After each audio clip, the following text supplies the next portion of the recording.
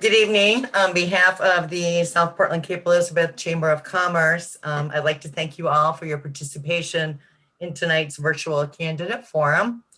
I'm Alice Goodwin, Chamber President and Manager of Evergreen Credit Union South Portland Branch. Judith, Borelli, Will Haskell, fellow Chamber members will moderate tonight's event for us. Judith is the Director of Public Affairs for Texas Instruments, and Will Haskell is a principal at Gorrill Palmer. Orion Breen, our Chamber Vice President and Public Affairs Liaison for Global Partners LP, is our IT guru for tonight's event, and we thank you immensely. We'd also like to thank Joe Morrow and Tommy Johnson of the Portland Regional Chamber for their expertise and guidance in the planning and delivery of tonight's event. I'd now like to introduce our candidates by district. In Senate District 29, Ann Carney. Hi, Ann, how are you? Good. And I'm just going to read the bios that you sent me. Ann serves in the Maine House of Representatives and is on both the Labor and Housing and Criminal Justice and Public Safety Committees. Ann has lived in Cape Elizabeth for 30 years with her husband, David Wenberg, and they have 3 adult children. Ann graduated from the University of Maine School of Law cum laude in 1990. She received a BA from Haverford College, has a Master's of Theological Studies from Harvard University. Ann practiced employment, civil rights, municipal law at Norman Hanson in Detroit for 17 years, representing businesses and individuals throughout our state. She then served as volunteer attorney with Pine Tree Legal for 8 years, providing free legal representation to Mainers with no or low income. She did receive the Pine Tree Legal Assistance Award for pro bono services in 2016. Ann served on the board of directors of the Cape Elizabeth Land Trust from 2010 to 2018, including 3 years as board president. Stephanie, hi, how are you? Good. Stephanie grew up in Elliott, Maine, graduated from the University of Maine at Orono in 1974, received her law degree in 1980 from the University of Maine School of Law in Portland. From 1980 to 1985, she was an assistant district attorney in Kings County, Brooklyn, New York. She returned to Maine in 1985 and entered into private practice with a focus on litigation, family, and criminal matters. She first ran for district attorney in 1990 and was subsequently elected 7 times. During her tenure, she instituted innovative policies and developed alternatives to incarceration for alcoholic and addicts, as well as several other diversion programs, providing the opportunity for thousands of Mainers to avoid criminal convictions. She was the president of the Maine Prosecutors Association for over 20 years. She currently serves on the Maine Parole Board and the Board of Bar Overseers Grievance Commission. And we will move on now to House District 30. Rebecca, hi Rebecca, how are you? Good. Senator Millett has served South Portland, Cape Elizabeth, and parts of Scarborough SD 29 for 8 years. She has served on the Joint Standing Committee all 8 of those years as chair for the 129th and 126th legislatures, and Democratic Senate lead 128th and 127th legislatures. Other committees Senator Millett has served on include Innovation, Development, Economic Advancement, and Business Committee, the 129th, and Taxation Committee, the 126th. Prior to her service as our state senator, she served on the Cape Elizabeth School Board from 2004 to 2010. Senator Millett is a board member of the New England Board of Higher Education and co-chair of the NEBHE's Legislative Advisory Committee and is a board member for the Maine Alliance for Arts Education. She lives in Cape Elizabeth with her husband, where they raised their 21-year-old twins. Senator Millett has an MBA from the University of Chicago and a BA and BS from American University in Washington, D.C., and attended Portland Public Schools. And Timothy Thompson, has he joined us? No, he has not. Okay, he is the Republican candidate for House District 30 and House District 32. Tammy, hi Tammy, how are you? And Tammy is a Maine native. She worked on her with her family at their farm stand and developed a strong work ethic and people skills. She has a degree in criminal justice and graduated from high school with honors in 3 years. After college, she worked at a large insurance company as an underwriter. For the last 10 years, she has primarily been doing service work. She's volunteered for Portland's Trauma Intervention Program. TIP is a program that supports victims and their families in the first few hours following a traumatic event. In 2013, she was elected as the first female president of the Spurwink Rod and Gun Club. She's currently the public relations officer for the club. And in 2016, she received the President's Award from the Sportsmen's Alliance of Maine for Volunteer of the Year for her work on Bill LD 1500. That was a bill to protect small gun clubs in Maine. She's been married to Philip Walter for 22 years, has 3 daughters, 3 grandchildren, and clearly states that she's traveled extensively, but has no desire to live anywhere but Maine. Maine is and will always be her home. And Chris, hi, how are you? Hey, up and down and all around. Thanks for asking. Hey, you're welcome. So Chris is a longtime community activist and energy efficient professional. Since arriving in South Portland in 2008, he has been involved in everything from dog access on Willard Beach, the Clear Skies Ordinance, advocating for renters and affordable housing, and weatherizing the homes of South Portlanders who need it most. He currently is finishing his first term as District 32 state representative and serves as a member on the legislature's Energy, Utilities, and Technology Committee, where he helped pass landmark legislation on renewable energy and helped to update Maine's building energy code. And I will quote, this is exactly what he said. He lives in perfect bliss with his wife, Jessie, and 2 Brown School daughters. I'm jealous. He is also extremely handsome with his new COVID hairstyle.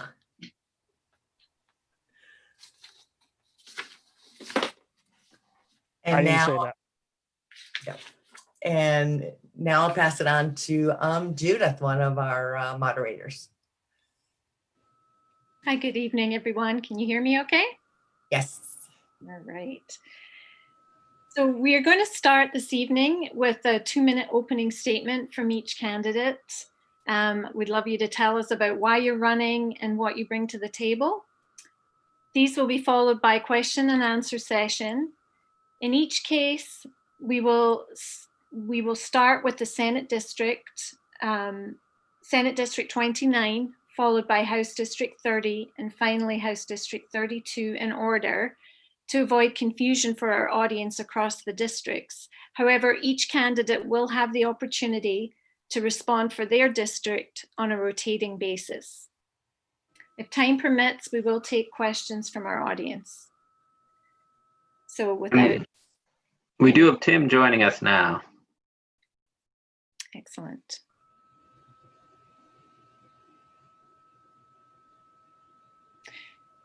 Well, while Tim's joining, we'll start with our 2-minute opening statements. And I'd like to start with Senate District 29. Stephanie Anderson, please go ahead. All right, thank you, everyone. Thanks so much for putting this together, and good evening, everyone. Many of you already know who I am. I was proud to be your district attorney for 28 years. When I retired almost 2 years ago, I thought I was done, but I wasn't. I'm just not done. I'm too driven by public service, and I know that I can help turn things around. As district attorney, my client was all the people. My charge was to do justice, and my sole motivation was to do the right thing. Right now, Maine is in a perfect storm. We have a trifecta of the pandemic, the economy, climate changes, and all of this with an overlay of racial and economic unfairness. This district needs a senator who can turn these challenges into opportunities for growth, prosperity, and harmony. Someone like myself who has been in the trenches, on the receiving end of policy and how it works out for people. I have been advising the legislature on policy and debating policy for 28 years. I have a public history of solving problems. My accomplishments like drug court, domestic violence, juvenile units, human trafficking, and multiple diversion programs were significant and groundbreaking. But I point them out now not to rest on past laurels, but to point out that my ability to think outside the box, to bring people across different viewpoints and stakeholder groups together to develop and execute solutions in times of scarce resources are just what we need now. And I support small businesses. I don't just say that, but I have proof of that. Some of my diversion programs included a shoplifting alternative program and a bad check program. The bad check program received the Government Services Award by the Maine Merchants Association. I thank you for your time and attention tonight, and I look forward to serving you in Maine State Senate District 29. Thank you. Thank you, Stephanie. Now I'd like to move to Ann Carney for your opening statement. Thank you. A warm welcome to everybody who's participating in the forum. A special thanks to the South Portland Cape Elizabeth Chamber for hosting, and to Judith, you and Will for being our MCs tonight. We face tremendous challenges today, recovering from a global pandemic that has upended our lives, working against systemic racism and toward racial justice, and mitigating the climate change that threatens our very existence. In the face of these challenges, you can count on me to be a hardworking, compassionate, and effective leader in the Maine Senate. Voters sent me to the House of Representatives because I share their values and priorities: protecting the environment, improving healthcare, and helping Mainers in need. I delivered on each of these priorities, writing and passing key environmental, healthcare, and workplace bills in just my first term in office. Most of my bills had bipartisan sponsorship, and 5 passed both the House and Senate with unanimous support. As your next state senator, I'll meet today's challenges by introducing bills that improve healthcare, advancing racial justice with legislation that remedies disparities in healthcare, criminal justice, housing, and employment, working on the home energy efficiency aspects of the climate plan, and continuing to bring our community's values into every legislative and budget decision the Senate makes over the next 2 years. This election is about who can lead Maine through the challenging years ahead. My record of legislative accomplishments tells you what kind of senator I'll be. The pandemic has created a world of uncertainty, but voters can be certain that I will effectively lead our community and our state through today's challenges. Thank you. Thanks, Ann. Now we'll move on to District 30. Rebecca, would you like to go ahead? Sure. Good evening, everyone. My thanks to Orion, Judith, Alice, and Will, the South Portland and Cape Elizabeth Chamber of Commerce for organizing tonight's event. And thank you, everyone, for tuning in tonight from home and making time to learn more about our district state legislative races. I am Rebecca Millett, and it has been an honor to serve as your state senator over these past 8 years. All told, I have served Cape Elizabeth for nearly 15 years. I served on the the town school board for 6.5 years as both the chair and finance chair during a time that included the Great Recession. Then in 2012, I was first elected as state senator for our district. I chose to run for the House of Representatives before the advent of the pandemic because there remains a lot of work around affordable and accessible healthcare, making real investments in clean energy to fight climate change, strengthening our property tax relief programs, and taking long overdue action on gun safety, childcare, affordable higher education, and equity and opportunity for all of Maine's children. All of that remains true today, but of course now our world is in the grip of this pandemic, causing upheaval in our personal lives, our working world, and our schools. Clearly, we will be faced with pressing decisions about the best ways we can help Maine emerge from the pandemic in the strongest fashion possible. A recent Moody's Investment Service report ranked Maine #1 in the Back to Normal Index. That's something to be proud of. A carefully coordinated plan developed with close communication among county and municipal officials and our business and nonprofit communities will gradually move us past this crisis. Rebuilding every sector of our economy must be a priority, all the while keeping an eye on the future with innovative and bold reform so that we can create a more resilient, more just and equitable system.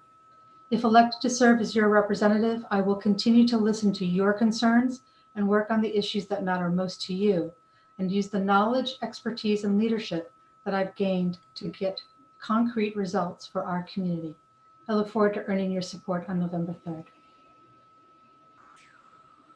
Thanks, Rebecca. And welcome, Tim. Would you like to go ahead and give your 2-minute opening statement? I think you're still on mute, Tim.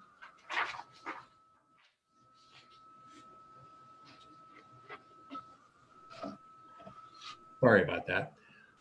Good evening, everyone, and thank you to the South Portland Cape Elizabeth Chamber for putting this forum together for us tonight. So folks out there can get to know the candidates a little bit better. It's great to look at this screen and see some of the, I know all the Cape people on here quite well. And Carney, all the time you've spent helping our town. Rebecca, I said last night how much respect I have for her, all the time that she's worked. And of course, Stephanie Anderson, I've known for many years, is our great district attorney in Cumberland County. The amount of, and also I shouldn't not miss out mentioning Tammy, also somebody that's donated a lot of volunteer time. What I've basically been is a small business owner in Maine since 1986. Half of my life I've spent here. The other half of my life I spent growing up in Montana. Montana and Maine are two very similar states, sparsely populated, wonderful environment, great outdoor opportunities. I had a great opportunity to grow up in a school system that was excellent in Montana, and all my kids were able to go through the great Cape Elizabeth school system here. The reason I've chosen to run this year is, first of all, I couldn't twist anybody else's arm to do it. So I finally had to do it. And it drove me to decide to make this decision because of the need to get our jobs back in this state, get our economy going again. I want to go up there and be part of helping in this crisis budget-wise that we're going to be facing. We've got, $500 million to $1 billion of money we've got to find or cut in budget. I was surprised to see how big of a budget increase we had this last year, going from $7 billion to $8 billion in 1 year. I'm sure there's opportunities for us to find ways to save. I know they're going to be cutting jobs all throughout the workforce. I think I can bring my background as a business person to help in that endeavor. So I'm looking forward to the questions tonight. Thank you. Thank you, Tim. And lastly, we move on to District 32, House District 32, and we'll start with Chris Kessler, please. Thank you very much. And I appreciate the South Portland Cape Elizabeth Chamber hosting this event tonight. I'm excited for the first debate in a few years. I'm going to speak straight from the heart to all of you who are listening. I am extremely proud that you've chosen me to represent this portion of South Portland and Cape Elizabeth over the past 2 years. And I can tell you that understanding how government works is a long process, and there's a lot of learning that has to happen in order to understand how to effectively make government work for the people. And I can tell you that I'm ready to hit the ground running this next session. We are facing challenges that we've never faced before. My particular area of expertise is dealing with energy and energy efficiency and the gargantuan task of transitioning our economy to a clean energy economy. I am really looking forward to taking that expertise and helping push that forward. At the same time, with the budget shortfall that we're going to face, I want everybody to understand that when we're looking at what we have to do with the budget, there's 3 pillars. We cannot cut services to the people who need them most. We must make drastic advancement on our climate goals, on social justice goals, housing, education, and we cannot be afraid to increase taxes on the wealthiest Mainers. Thank you very much. Thanks, Chris. And last but certainly not least, Tammy, please go ahead with your 2-minute opening. Okay. Thank you, everyone listening at home, and thank you for having me. I want you to know that I am a moderate Republican. I consider myself socially liberal. I am pro-choice, and I believe in same-sex marriage. I also believe that all law-abiding citizens have the right to own a firearm. I believe in low taxes and small government. There are several great qualities that I can bring to Augusta. I have leadership skills that I developed during my time as the president at the Spurwink Rod and Gun Club. I have empathy and compassion that I learned and needed while volunteering at the trauma intervention program. But the thing that most qualifies me to be your state rep is my ability to get along with other people. I found out a long time ago that most people don't lose their jobs because they can't do them. They lose them because they can't get along with other people. And that's not me. I want what's best for Maine's people and for the people in my district. And I would be honored to represent you in District 32. Thank you all very much. And with that, I'm going to hand over to Will Haskell to start the question and answer session.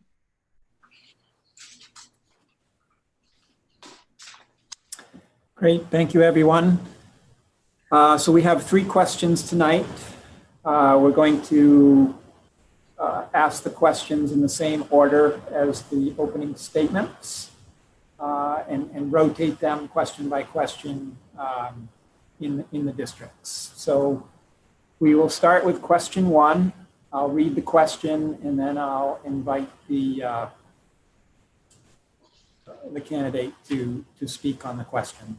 Question 1. What should the state do to help new businesses open and existing businesses to keep their doors open as the economy begins to recover from the pandemic? Senate District 29, Ann Carney, please.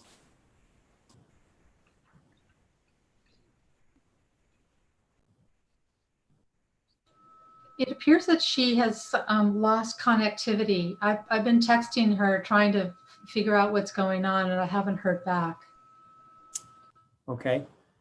I guess in the interim then we will, I can read the question again, but we'll start with Senate District 29, Stephanie Anderson. Hi, can you hear me? Yes. Would you like me to read the question again or? No, I've got the question. The question is, what should the state do to help new businesses and existing businesses keep their doors open as the economy begins to recover? Okay, this has a multifaceted answer. In my view, the first thing is overall, we need a more business-friendly environment. We need a state government that understands that businesses put the health and safety of their workforce and their customers in the forefront of their decision-making. That's number 1. We need to prioritize people. We need to help people retain their jobs and or return to the workforce. The unskilled and the low paid have suffered more than most in this pandemic. So we need to increase job training. One idea would be, instead of payouts to stay at home, we could use that funding for tuition and job training. I've got a minute left, so I'm going to get to not to raise taxes. I mean, the things that have been on the table in Augusta with the Democratic government have been to increase the gas tax, to increase heating fuel by 40 cents a gallon and to increase the income tax on wealthy people, which in the case of the legislation 2 years ago was a couple making over $120,000 a year. Those are unacceptable in terms of strategies to grow the economy. Another thing we need to do to keep the economy growing is we need an adequately funded police force, a law enforcement agency to answer the call when businesses call for shoplifting, burglary, employee theft, peace in the neighborhoods, etc. We need all of those things, and I'm out of time. Thank you very much. Thank you. Is Ann back on? I am. I had internet connectivity. I got back on, but I'm completely lost. I don't know what the question is. Do you mind refreshing me? I'll read the question again. No Thank you. problem. So this is question 1. What should the state do to help new businesses open and existing businesses to keep their doors open as the economy begins to recover from the pandemic? Thank you. So the most important thing the state can do to help new businesses and keep existing businesses open is to control the pandemic by avoiding widespread outbreaks and a resurgence of COVID. Maine CDC is providing great leadership, and it's important for us all to continue wearing masks, social distancing, and avoiding large gatherings. There are a couple of ways the state can support new businesses and help them open. The first is to continue to offer all of the resources that the Department of Economic and Community Development has available. And then the next step is that the legislature can support new business development by moving forward with legislation to implement the Climate Action Plan. In January, we'll start to work on bills that range from electric vehicle infrastructure to home energy efficiency. I hope we'll also put bonds before the voters. Moving forward with our urgent climate work will also create new business opportunities in clean energy related products and services. Legislatively, we can support existing businesses and the Mainers who own and work for them by continuing the unemployment fee waivers and passing other legislation that will allow Maine to participate in any new federal unemployment programs. We can establish stronger procedures for workplace safety, essentially making COVID prevention as routine as wearing a hard hat on a job site. We can introduce state programs to prevent evictions that keeps people in Maine and participating in our economy as we recover. And we can support small businesses and nonprofits through the grant programs. A whole bunch of those grant recipients were announced today, forgivable loans and other programs. My committee, Labor and Housing, has worked on laws that help working families stay in Maine, like the Earned Paid Time Off law. As business owners, workers, and lawmakers, we must recognize that sustaining childcare businesses and returning children to classrooms when it's safe are critical to keeping our businesses open. Unstable childcare and school schedules prevent parents from participating in the workforce and hamper our economic recovery. Thank you. Next, we'd like to hear from House District 30 candidate Tim Thompson. Would you like me to read the question again? Yeah. No, I think I've got the question okay. Okay. So I think one of the first things we need to focus on in getting the new businesses and the businesses that are already here is whatever we can do to help businesses get back to normal. And I think one of the ways we could do that is to make sure we are providing them with as much testing, as much rapid testing support as possible. I think one of the things we need to focus on is testing those most vulnerable to COVID. So that's our older population. But we also need to be able to provide testing for our schools so that our schools can get back to normal as much as possible, to get parents back to normal as much as possible so they can get their kids back to school. They can get back to school, they can get back to their jobs. I think we need to focus on one of the things that has long been a problem in Maine is we're not a particularly welcoming place for a business to grow and build. Our taxes here are high. I heard one of the candidates earlier talk about taxing the wealthy more.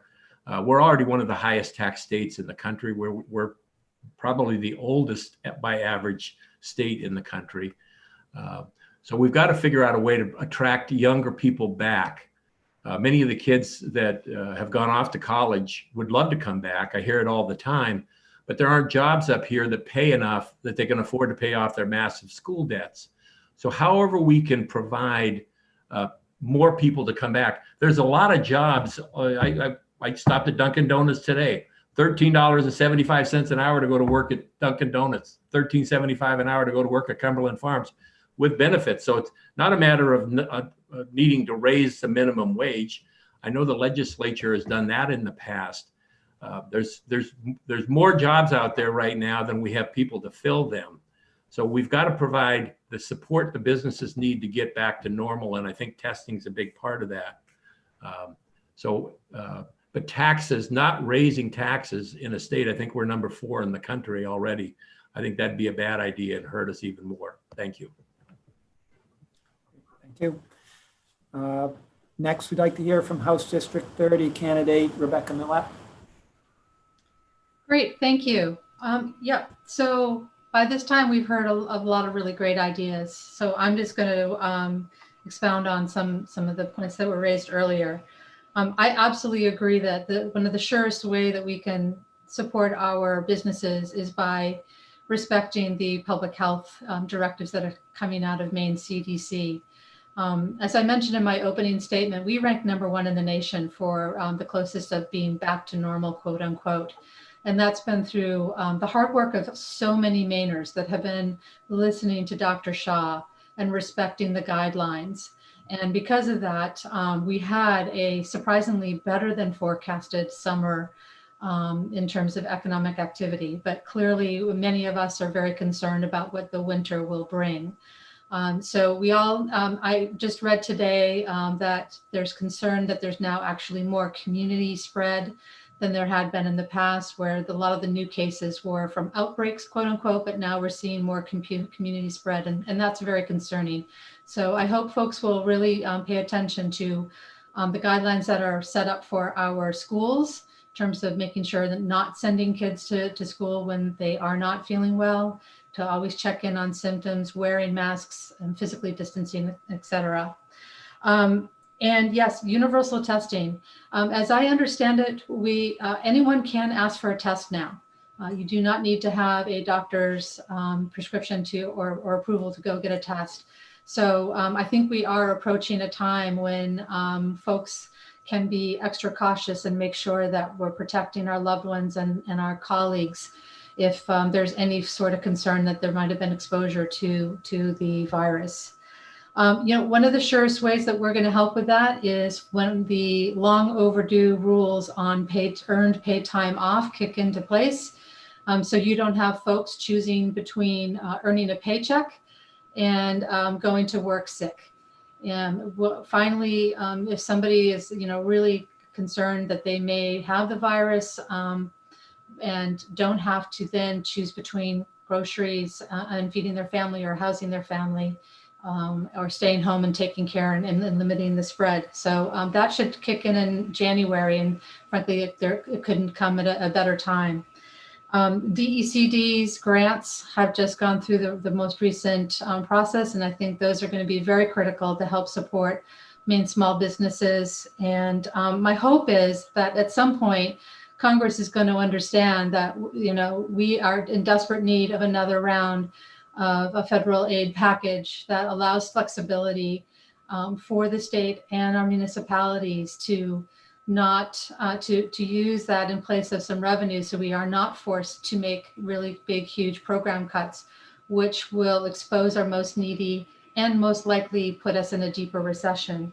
And then finally, we have some amazing work that's happening on workforce development.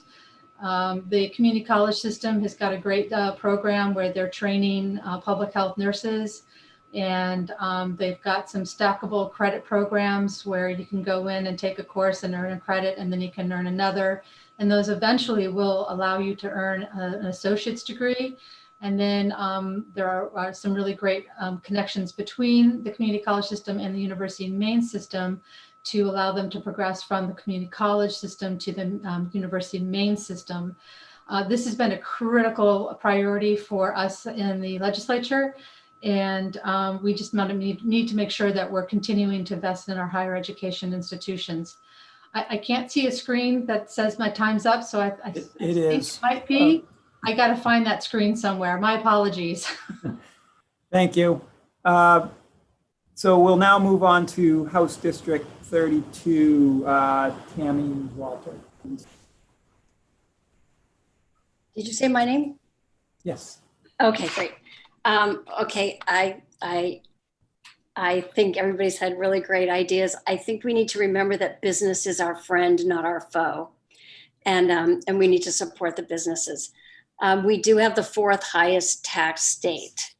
And I also found out that we have only like 5,000 millionaires in the state. So we can only tax them, we can only get so much tax from them. Also, we're driving people out of the state of Maine. They're going to other states that have lower taxes. So I think that we could find out like what I'm sorry, I'm stumbling. We need to find out from businesses, get their input and ask them for ideas about what we could do for them. So I was wondering if it was possible to do an online survey and ask businesses what they want. And I also want to say, like, don't forget to buy local and buy from made in the USA. That's all I have to say. Thank you. And now, last but not least, House District 32, Chris Kessler. Thank you. A lot of good points hit upon, but in particular, rapid testing. We have these tests being made right here in Maine right now, and we need to make them as available as pregnancy test and cheaper in order to let the public have confidence when they do have to get in close quarters again until there is a vaccine. But there's no silver bullet. We also have to maintain what we've been doing with wearing masks and following public health protocols because it works, it's working, and we're doing better than the rest of the country. So we need to keep that up.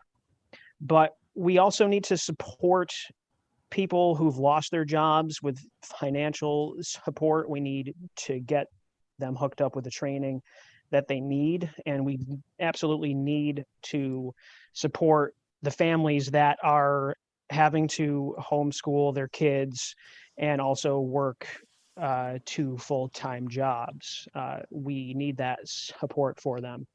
And a part of being able to keep this economy going and expand it is we need to drastically invest in broadband, especially in rural Maine. There is a tremendous opportunity to grow the amount of businesses that operate in this state. And we've been waiting too long to make the investments that we have to make. So many ways that we have to attack it. Great, thank you.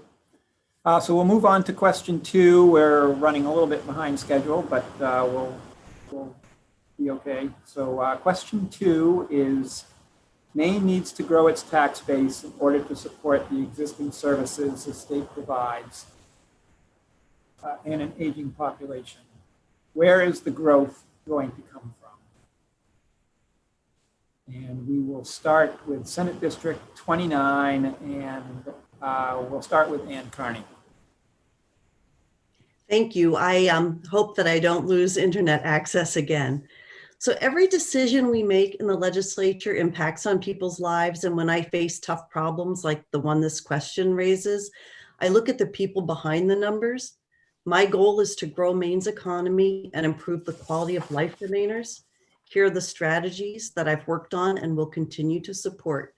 We can improve the earning capacity of Mainers with technical, career, and college education opportunities. Rebecca mentioned those.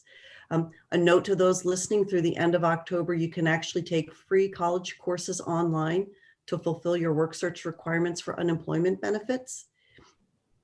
We can align our career and technical education, community college and university programs to prepare students for the jobs that Maine businesses need to fill in order to grow and to reach their business goals. We can make strategic investments that will bring people to Maine, like improving our healthcare system and launching major infrastructure projects with bond funding, including statewide broadband and implementing our climate action plan.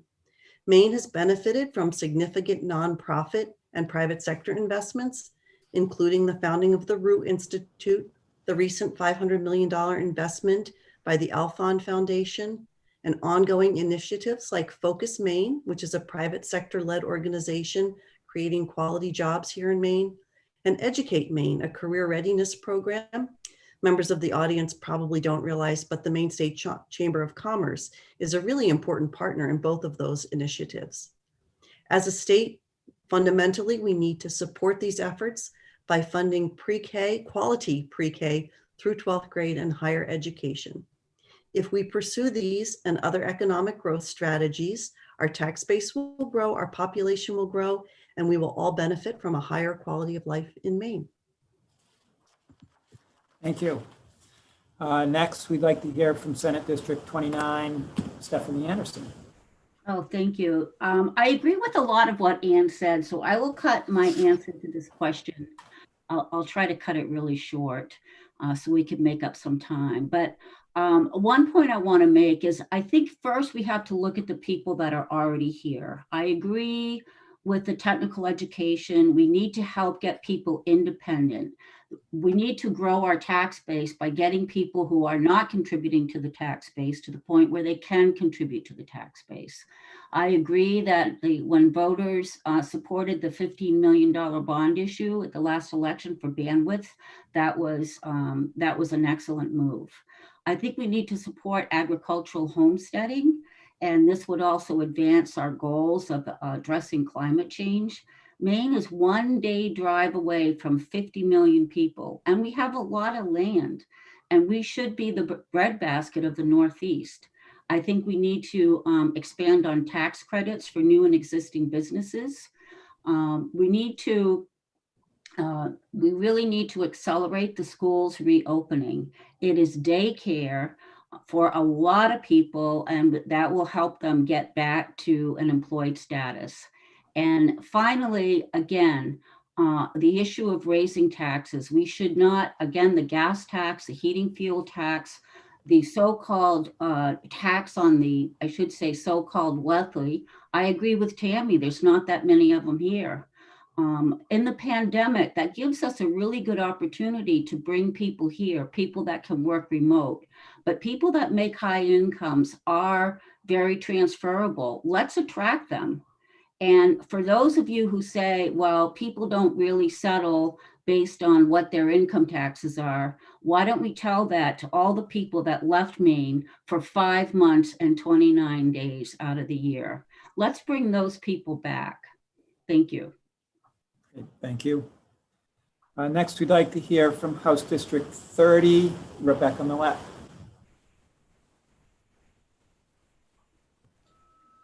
Great. Yeah, so where do we get growth in our workforce?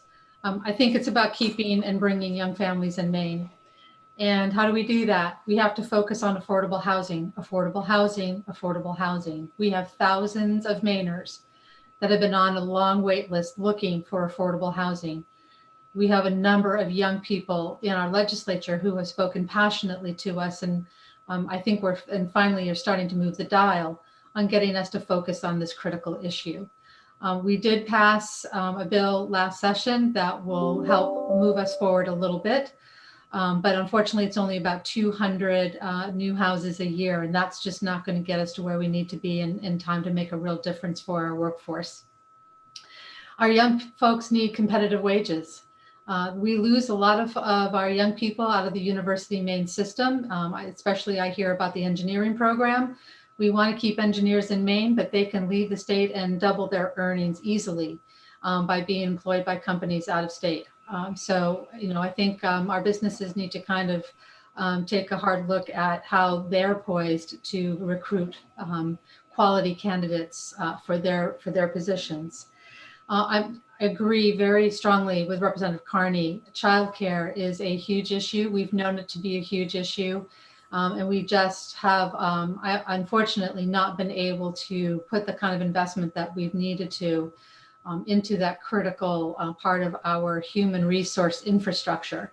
And I think we're now seeing, unfortunately, it play out so badly because the folks who are out there doing this critical work are receiving sub-living wages and are exposed quite extensively to this virus.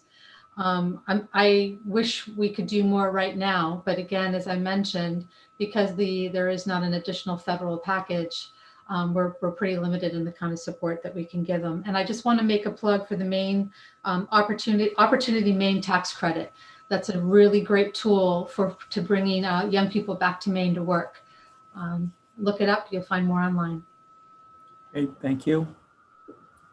Next, we'd like to hear from House District 30, Timothy Thompson.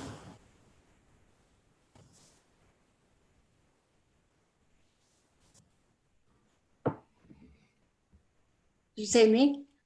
No, I just had Oh, Tim. Sorry, Tim. that unmute button.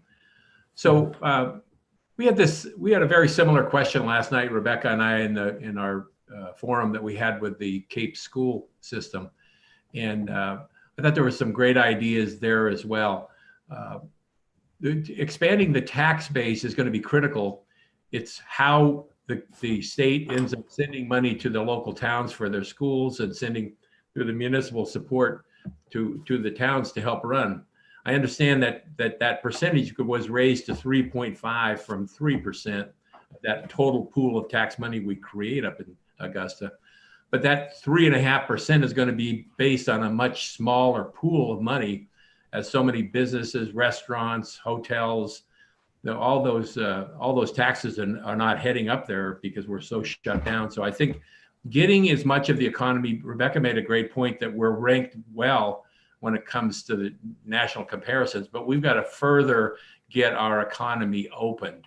I think it's been mentioned many times, through rapid testing, so that people can get opened up and get their businesses flowing again. I don't think many of the restaurants are unfortunately, they're not going to be coming back. But whatever we can do to help businesses get back to normal and be able to get their employees back into a normal work cycle is critical. One of the things we need to continually look at bringing people that have moved out of the state for 6 months in the day through improving our tax system. I mean, just on our little town of Cape Elizabeth in the summer, every year, there's a bunch of people that we see that we don't see them for 6 months in a year and a day, but they're all back here as soon as they can. And we're just, when you compare us to many other states, you look at all the different taxes we have, it's been said several times tonight, we're number 4 in the country. We're older, and our tax system is one of the reasons we are suffering. So thank you. Thank you. Next is House District 32, Chris Kessler. Thank you. Do you hear me okay? Yes. All right. So growing the tax base, keeping services going. We need to understand that we have to take action in the industries that we know that we have to move forward, like clean energy and efficiency. We need to grow these industries and help them grow to create good paying jobs, jobs that have meaning.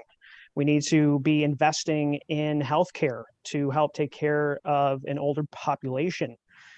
We need to be investing in affordable housing because people that have grown up here can't afford to live here now and are leaving. We need to invest in the trades so we can actually build this housing and have that be more affordable. And we absolutely have to be investing in broadband because there are so many technology related jobs that could be located across the state. But in light of all this, going back to the comment about taxes and how we're the highest tax or the 4th highest tax state in the nation. All right, we have to just get that, okay, we're not going to make up for the entire budget shortfall by taxing the wealthy. But if we were to roll back most of the LePage tax cuts, we would be able to come up with almost $200 million from that. And on the comment of people choosing to leave for 6 months and a day, I've got a bill for you. It is modeled after British Columbia's speculation and vacancy tax, where people who have a second home and that is vacant for more than 6 months of the year will have to pay into a fund that will fund affordable housing in the state based on the value of the property. So it's got to be all of the above, and the wealthy can pay their fair share. Great, thank you. Next is House District 32, Tammy Walter. Great. So I liked what Rebecca said about affordable housing, and somebody else might have said that too, because my daughter lives here and she's been trying to find affordable housing, and it's really difficult. So I really get that. And I liked what Christopher said about vocational, technical training, school, that kind of, I think we really ought to emphasize how important that is too, and how much we care about that.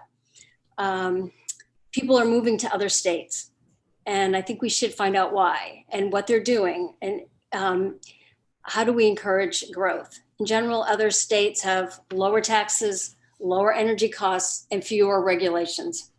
And so we need to be able to do that in Maine.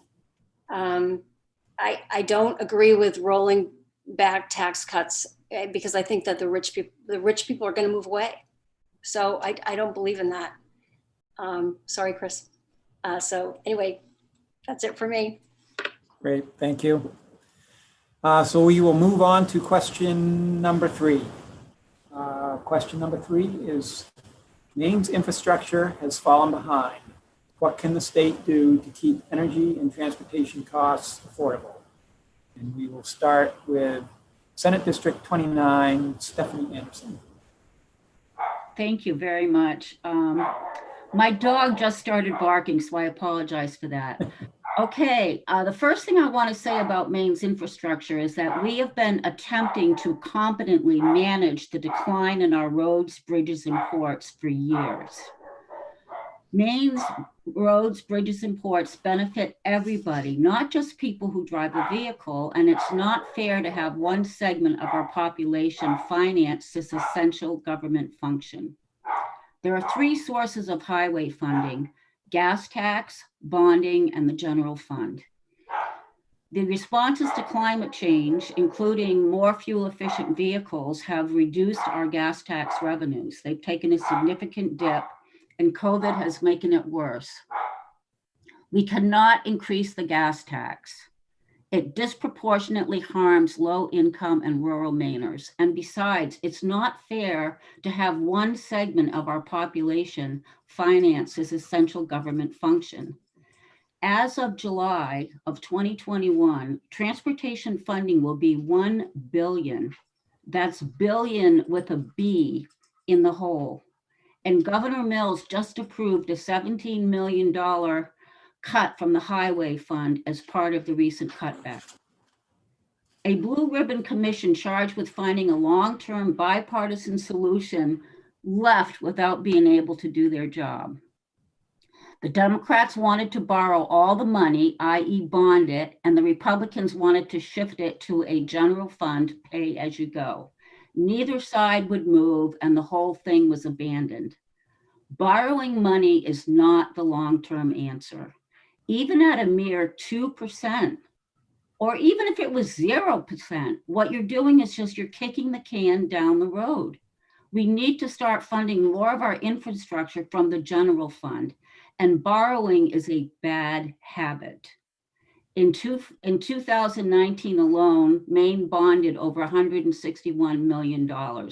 We need to start funding the highway fund from our general fund and gradually move from bonding to paying as we go.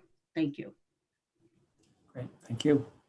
Next, we'd like to hear from Senate District 29, Ann Carney. So this is a big question, and I think we could each spend several hours answering it. I'm going to also focus primarily on transportation infrastructure. Stephanie is right that we have been funding a lot of our transportation infrastructure with bonds. I disagree with her about the concern she raises related to bonds. It's interesting, Maine has a very high favorable bond rating from Moody's. And the only thing that Moody's really highlights as a threat to our favorable bond status is that we are letting our infrastructure go down. So I think that we maintain our bond status, we improve our infrastructure by taking out the bonds we need. Now, we are kind of at a crossroads today, though, because as Stephanie pointed out, we have really been relying on fuel tax to support a lot of our infrastructure needs. We're also, from a climate perspective, at a crossroads. We need to convert our vehicles from fossil fuel to electricity to reduce greenhouse gas emissions. And we also need to repair our infrastructure. So here are a couple of things the state can do to address that need. We can change our funding mechanism, not by just turning to the general fund, but by phasing out the fuel tax and phasing in a per vehicle charge that's similar to an excise tax. During this time when interest rates are extremely low, we should use bonds to greatly expand electrified transportation. This should include grants, tax incentives to individuals and businesses to convert to electric vehicles, and construction of charging station and other infrastructure. I don't know if people remember the Cash for Clunkers successful program that started switching us to more fuel efficient cars. And then finally, I'll close with I'll go back to housing because that's an important issue we've talked about. Another infrastructure improvement that will reduce transportation costs is the creation of affordable housing near schools, shops, and workplaces that creates walkable communities with less transportation costs. Thank you. Great, thank you. Next is House District 30, Tim Thompson.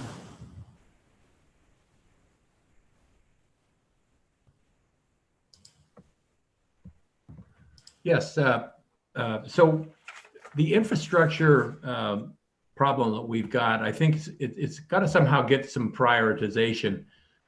This last legislative session, it was a good example where the legislature had to ruin their day and have to be brought back up to Augusta to address it again with a passage of a little over $100 million bond to take care of our roads. It seems like that has in the past been something that was early on put in budgets, early on focused, early on agreed to. That's how they were going to spend the money to take care of our roads. So obviously prioritizing keeping our roads and our bridges up, taking care of those infrastructures is important. As most of our economy is driven by tourists coming here and depending on having good, reliable roads to maneuver around our state. So it's got to be a way, there's got to be a way of focusing on that. I do think as we move more towards the energy efficient electric cars, that fuel tax is going to be an ever dwindling fund. So it's got to be something we have to address more now than in the future, because the electric vehicles are certainly going to be an ever increasing component of the, and they're using the roads just as much as the gas guzzlers. So I do think that that's something that's got to be focused on. I don't know how much conversation's taken place on that, but preparing our state for that, the energy efficient vehicles, getting the charging stations put in place is going to be a critical piece of that. So because that is the future, and we got to get prepared for it. Thank you. Thank you. Next, House District 30, Rebecca Millett. Yeah, I'm going to piggyback on a number of things that were brought up. So the fact is that corporations use bonding all the time as part of their corporate finance portfolio. It's an important way of leveraging their assets. And Maine has a huge asset in their bond rating. And, we are way below the national average for state and local interest payments. And we are well poised to increase our use of bonds for infrastructure investments as a way to transition to whatever new system we have. We are definitely trying to encourage our citizenry to move to transportation that doesn't rely on fossil fuels and destroy our climate. As such, that makes the gas tax inoperable for maintaining our roads. So I agree with Representative Carney that we need to look at these alternative measures. And I witnessed that task force operate and in great frustration that they weren't able to land on a compromise. I remember very distinctly when I served on the school board, remembering that when we all left the meeting grumpy, that meant good work happened. Nobody was really happy in the end with where we arrived, and so compromise was reached. And that's what has to happen here. Everyone has to leave the room a little grumpy. Everyone has to put some skin in the game to move the dial on this critical issue. An idea that I've been floating around, and if all of us, I'm sure, travel to Massachusetts, maybe further south along 95, and we have easy passes. And I don't know if you know it, but many of those states charge us more than what they do for their own state's residents. So I would very much like to see Maine consider that as a possible option, because I certainly don't choose to drive on those roads. I pay so I can get to my final destination. Thank you. Next is House District 32, Tammy Walter.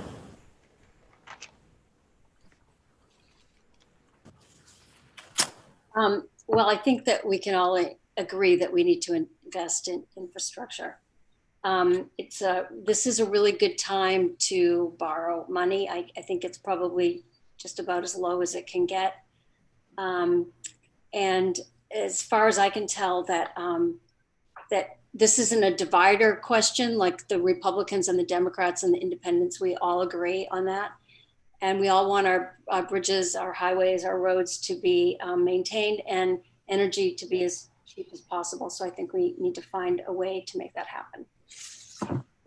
That's all I have to say. And next is House District 32, Chris Kessler. Thank you. I'm glad that everybody is framing this question with the idea that we need to transition to a clean energy economy.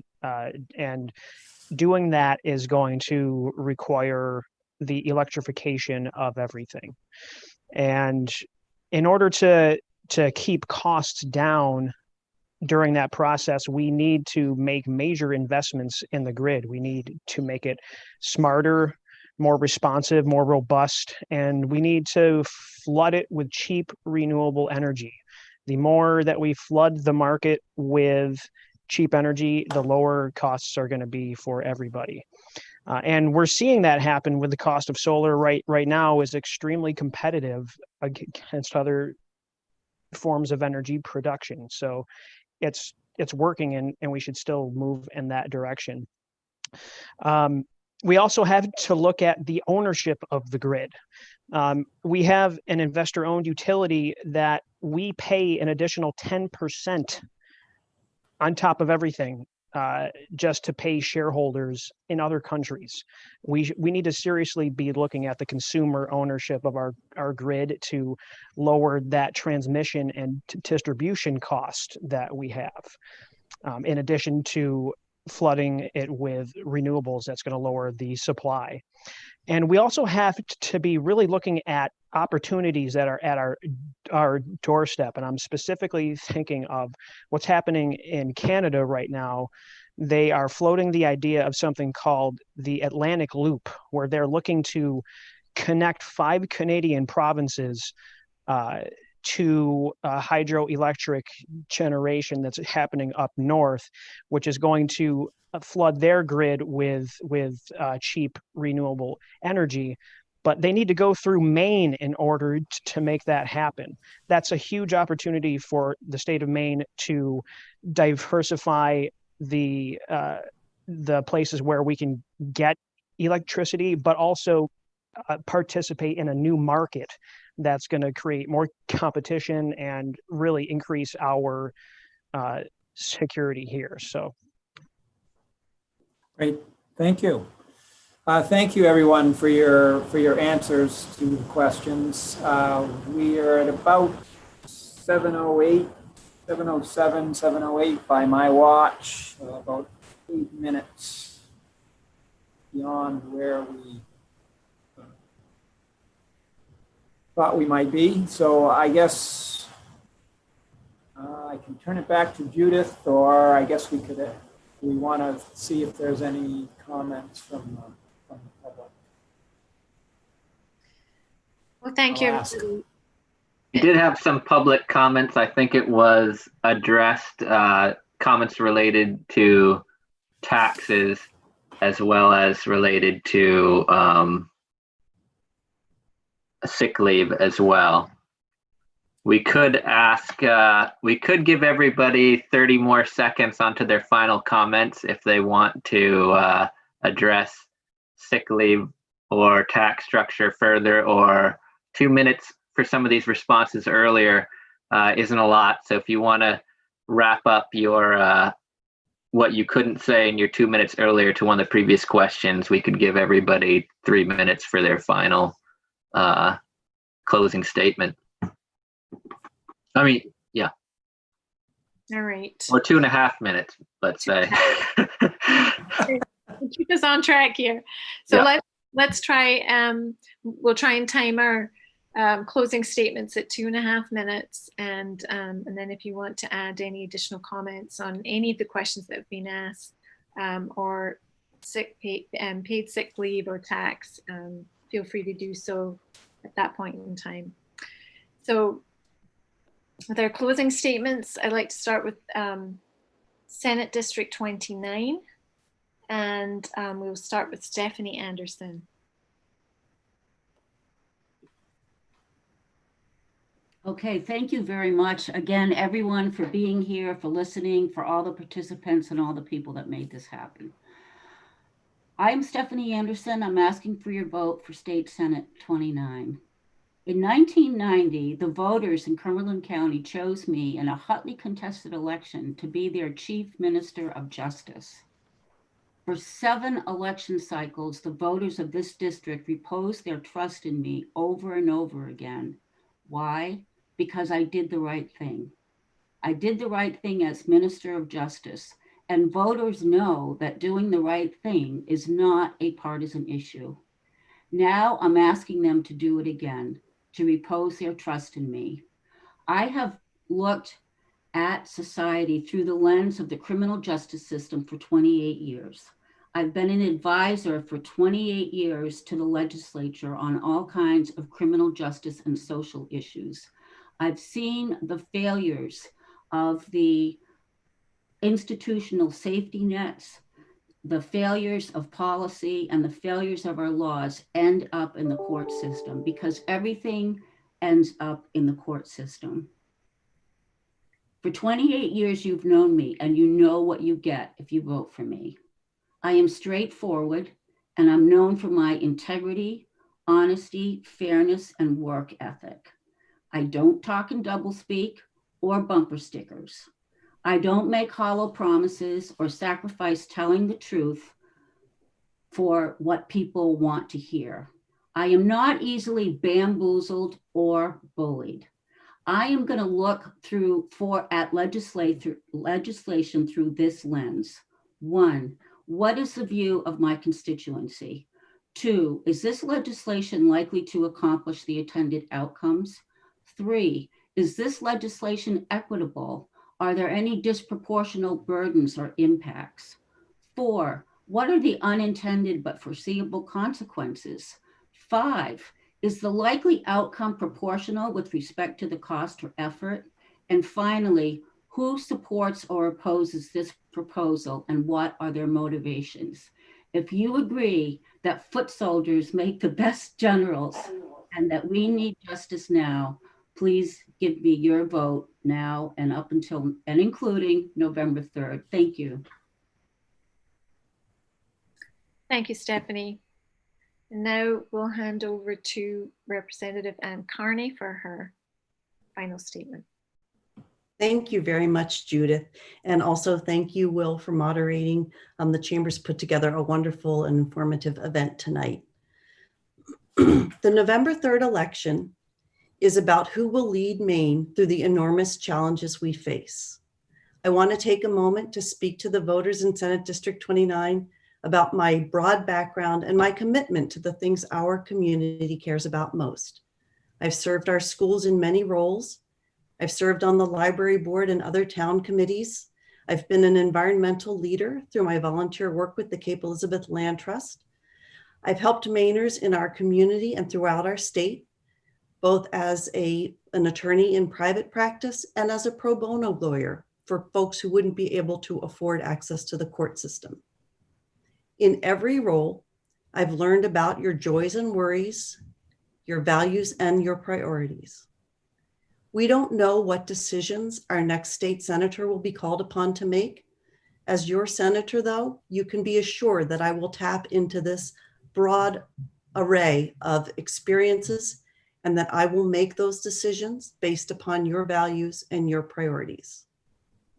Our district has just one seat in the Maine Senate and one vote out of 35 senators who will chart a course forward for our state on many issues, from labor and housing issues to criminal justice issues to health and human services issues that determine what services the most vulnerable Mainers receive.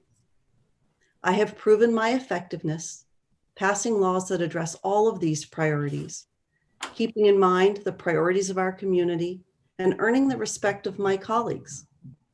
The voters of Senate District 29 can look at my record and know exactly what I will accomplish as a state senator. In this moment, and in the face of, and in the face of these challenges, I'm the candidate who can lead our community and our state through the pandemic, move us toward racial justice, and help us achieve our climate goals. I hope to earn your vote for state senate. Thank you. Thank you, Anne. Now we'll move on to our candidates for House District 30, and we'll start with Senator Rebecca Millett. So thank you everyone for tuning in tonight, and thank you Orion, Judith, Alice, and Will, and the members of the South Portland Cape Elizabeth Chamber of Commerce for running a great forum. I know these are difficult and challenging times as we grapple with all of the uncertainty surrounding our lives, especially as we head into the winter. There are a lot of people working day in and day out trying to help us be as prepared for wherever we are in the course of this pandemic, to provide the safest environment for learning and working as possible. I especially want to commend the efforts of our town and city clerks across Maine, who have done a remarkable job of making sure we can safely exercise our right to vote and without undue hardship that we are witnessing in other states across the country. But we are going to continue to be tested here in Maine. Our creativity, our resiliency, and flexibility will be required. It's hard to say what the upcoming legislative session will look like, but I am confident the legislature will find a way to conduct the people's business in a safe and productive manner. I want to add also that I have been so inspired by our district's young people and all of our state's youth activist groups that are stepping up to demand that we all take meaningful steps to fight climate change, to end gun violence, and to demand racial justice. Should I have the honor of returning to the State House, I am energized and doubly committed to seize this moment for real change by investing in and reforming our housing, judicial, environmental, and educational systems. As your representative, I will bring hard-won knowledge and expertise to my service to our town. My leadership as your state senator has been recognized by numerous state organizations, including the Maine Gun Safety Coalition, the Maine Education Association, and Maine Public Health Association, to name a few. I know what it takes to make real change, get budgets and bills passed, balance priorities and legislation, that protect our environment, invest in our children, and grow our economy. I love this work, and I hope I have your vote today and all the way through November 3rd. Thanks so much. Thank you, Rebecca. Candidate for House District 30, Tim Thompson.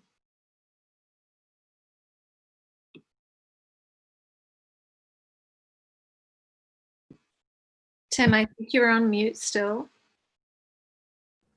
Thought I had done that. Boy, that's been a trick for me tonight. All right, can you hear me now? You can, yes. All right, sorry about that. I'd like to thank the Chamber, South Portland Cape Elizabeth Chamber, for putting this event on tonight. This has been great. We've had some great questions and great opportunity to share our feelings. And I'd also like to thank our senator from Cape Elizabeth, Rebecca Millett, for all the work that she's done for us. All the candidates tonight. It's really great to see people stepping forward and stepping into this role to help out and to help legislate and to help lead our state. So thank you all for that. I'd like to talk a little bit more about why I'm running and what I think I can bring to the position. I've been in many volunteer positions. I really do enjoy that very much, to be able to get involved and help nonprofits. I've just recently completing the chair of our Cape Elizabeth Comprehensive Plan. I had the opportunity to dig deep and learn a lot more about our town. And frankly, was very pleased to find out just how very effectively it was run and how carefully every dollar was spent of the Cape Elizabeth taxpayers' money. We have a terrific school. We have a terrific library. Our police and our volunteer fire department are some of the best in the state. Every one of our policemen are EMTs. So we're very well protected in this beautiful land that we live in. One of the reasons that I think I can bring some of what I've learned there and some of what I've learned as a business person and working at many boards, that I think it's all about efficiency. It's about being able to work across the aisle. It's about being able to get difficult decisions made by continually being civil and being willing to listen to what the other person has to say. One thing about taxes, as the chair of the Maine Government Facilities Authority, where we borrow money for our criminal facilities as well as our courthouses, we have a good rating and we can borrow money very effectively at a low rate because we've been careful with how we've borrowed. So we've got to be careful about going into that pool too aggressively, or that great rating that we have could be in jeopardy. So thanks again for putting this on tonight. Thank you, Tim. Next, we'll move to our candidates for House District 32. And we'll start with Representative Chris Kessler.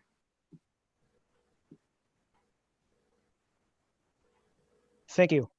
I just wanted to start off by just correcting one thing that I've heard said a couple of times, and this is around Democrats wanting to, raise the oil and gas tax 40 cents a gallon. I want people to understand that was a bill that was introduced. It had quite a few co-sponsors looking at what a carbon tax could do for the state of Maine. But we recognized in my committee that we weren't ready for that yet. And that bill was unanimously voted down, including me. I voted no for it. So I need people to understand that we understand that when we have this transition to a clean energy future, that the most vulnerable Mainers need to be helped out the most in this transition. So just know that we always have that in mind. I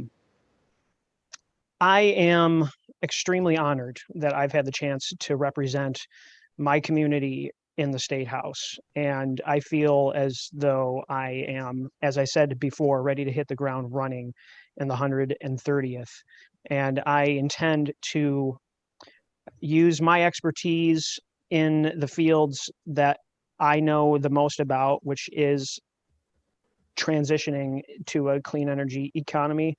That's going to be where a lot of my effort is spent. But for the people of South Portland and Cape Elizabeth who want to vote for somebody who represents them, I am a self-employed guy. I'm a home inspector. I'm an energy auditor. I'm a father of 2 young children.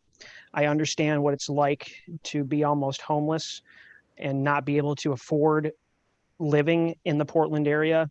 I understand the struggles that my generation is facing and the next ones up to bat will be facing.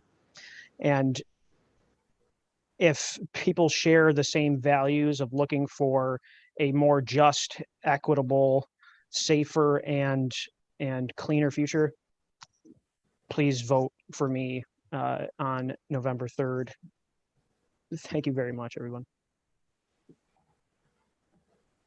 Thank you, Chris. Candidate for House District 32, Tammy Walter.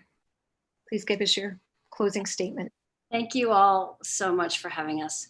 I also wanted to thank the police out there. When I worked as a tip volunteer, I ran into the police a lot in Cumberland County, and they were all very professional and compassionate.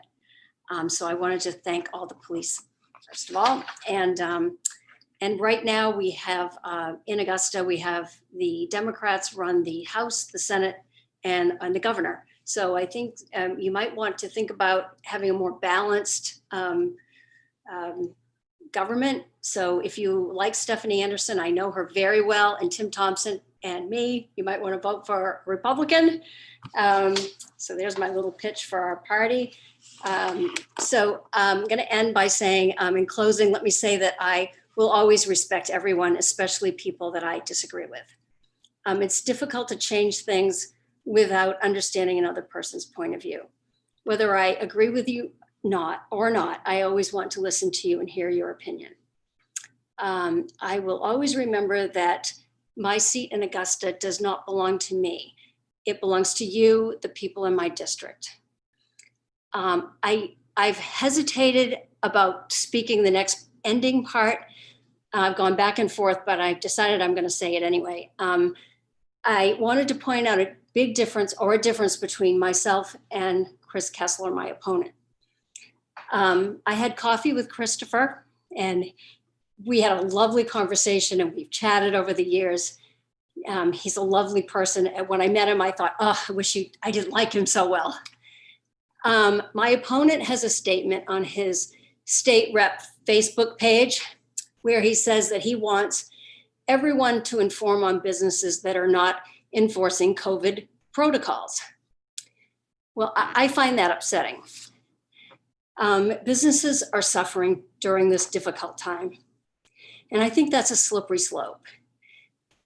When somebody may take off a mask for a minute, or a sign has fallen off a window, you don't know what could have happened. So you have a choice between Chris, who thinks that we should tattle on each other, and me, I don't think that. So I just want you to know that I will treat you with respect and compassion, and that is what you deserve in a representative. Thank you very much. Thank you, Tammy. And with that, we're at 7:20. Chris, excuse me, yeah. May I please have the opportunity to respond to that? That's a pretty, yes. good closing statement there. I just want people to also understand, which that post definitely went viral, and no pun intended. But when I encourage people to report a business, I encourage them to report a business that is blatantly violating the rules. And we have to understand that we are not looking to, and I'm not looking to punish anybody. First and foremost, we need to make sure that they understand what they have to do to keep their customers safe, and give them the tools that they need to keep their customers safe, first and foremost. But for the businesses that are doing it purely because of ideological reasons or whatever they think, that's where the consequences really have to come into play. So just understand that, you know, we need to educate and encourage and give businesses the tools that they need. But for those who are blatantly violating it, there's no excuse. None. Thank you. Thank you, Chris. With that, we're at 7:26, and I would like to hand back over to Alice to take us to the finish. Thank you, everyone. Thank you, Judith and Will and Orion. And again, major kudos to Portland Regional Chamber. They are always there for us. They guide us along the way. They make sure that we do things correctly and they help us do them. So again, thank you. Thank you to all our candidates tonight. Rebecca, I apologize for mispronouncing your last name. I'm not a Maine native. I've been here a long time, but I still mess up some names now and then. But thank you all. This was my first time, and I think for many of us, our first forum, and it was insightful and educational, and I think extremely meaningful. So from myself as the president of our chamber and my comrades in the chamber, we thank you all very much and wish you all successful careers. Thank you. And remember to vote, everyone. Yes, and vote. Don't forget